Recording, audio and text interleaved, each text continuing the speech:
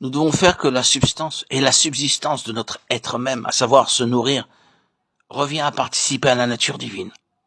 À faire de la nature divine et de ce que Christ est dans la perfection de son humanité, à faire ainsi de lui la base de ce dont nous nous nourrissons et sur lequel nous nous reposons pour notre existence même. Est-ce très simple?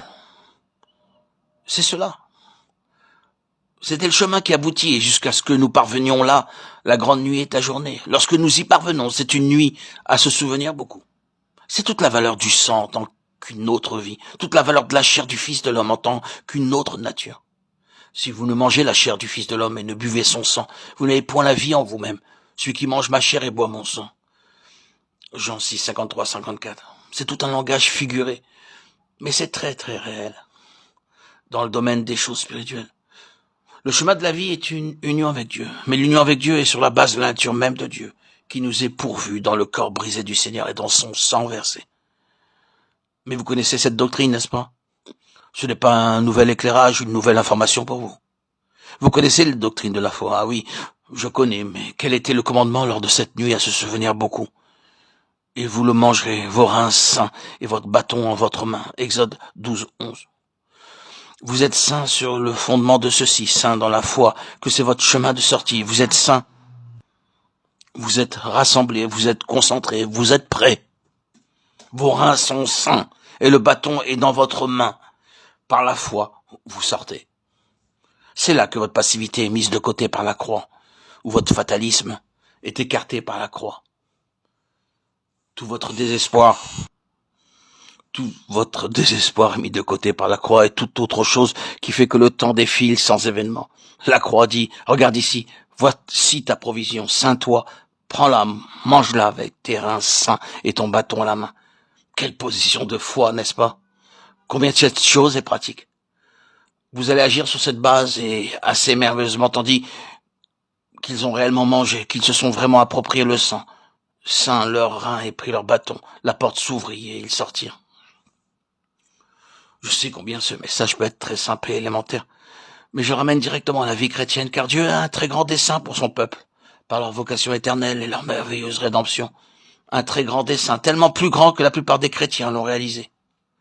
Je ne pense pas que je dis quelque chose de faux quand je dis que peut-être le plus grand nombre de chrétiens ont saisi à peine plus que de savoir qu'ils sont sauvés et d'être très heureux d'être sauvés, de se réjouir dans le fait d'être sauvés. En comparaison, peu sont réellement au bénéfice du grand dessein de Dieu, depuis l'éternité, appelé selon son dessein, Romains 8, 28. Il ne nous appartient pas de dire aujourd'hui quel est ce dessein, de l'expliquer. Il est suffisant d'énoncer le fait. Nous sommes appelés à un très grand dessein. Non seulement de sortir d'Égypte et des griffes du diable, mais avec un objectif incommensurable.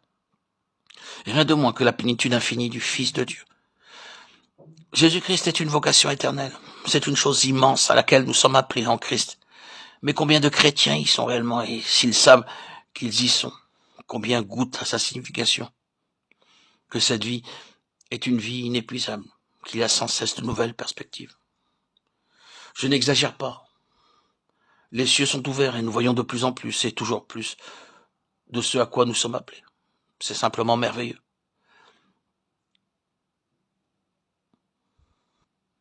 C'est ainsi. Et ce message doit se terminer sur cette note. Vous n'êtes pas juste destiné à être sauvé, à aller au ciel, à savoir que vos péchés sont pardonnés et à avoir un certain nombre de bénédictions qui accompagnent le salut. Mais là, devant vous repose et s'étend à travers les âges éternels un tel dessein de Dieu, nous concernant, tout ce que l'œil n'a point vu, que l'oreille n'a point entendu et qui n'est pas monté au cœur de l'homme, des choses que Dieu a préparées pour ceux qui l'aiment. 1 Corinthiens 2, 9. C'est une grande chose à laquelle nous sommes appelés, et c'est une nuit à se souvenir beaucoup lorsqu'elle déferle sur nous. Mais nous devons réaliser que tout nous est assuré par la croix du Seigneur Jésus et croire que cette présente étape, ou phase, ou position ne représente pas toute l'intention de Dieu. Dieu veut bien plus que ceci, donc nous saignons nos reins, nous prenons notre bâton et nous disons, nous croyons cela, nous continuons d'avancer en cela par la grâce de Dieu. Nous ne nous attarderons plus sur ceci, que ce soit bon ou mieux, sur ce qui n'est pas le meilleur de Dieu. Que le Seigneur nous secoue vigoureusement et que le Seigneur fasse de cette méditation une nuit à se rappeler beaucoup. Cela peut l'être, je vous l'assure, parce que cela l'a été en quelques-uns d'entre nous d'une manière vraiment très merveilleuse, et nous ne croyons pas que tout se résume à une seule nuit. Il y a encore des plénitudes dans lesquelles le Seigneur va nous faire entrer, mais cela doit toujours être d'abord sur la même base. Non sur la base de nous-mêmes et de ce que nous sommes ou de ce que nous ne sommes pas, mais sur la base de ce qu'il est. Et ensuite, il doit y avoir la foi qui nous ceint par l'appropriation et la prise de la direction du chemin qui va vers l'avant, par nous-mêmes, par la grâce de Dieu.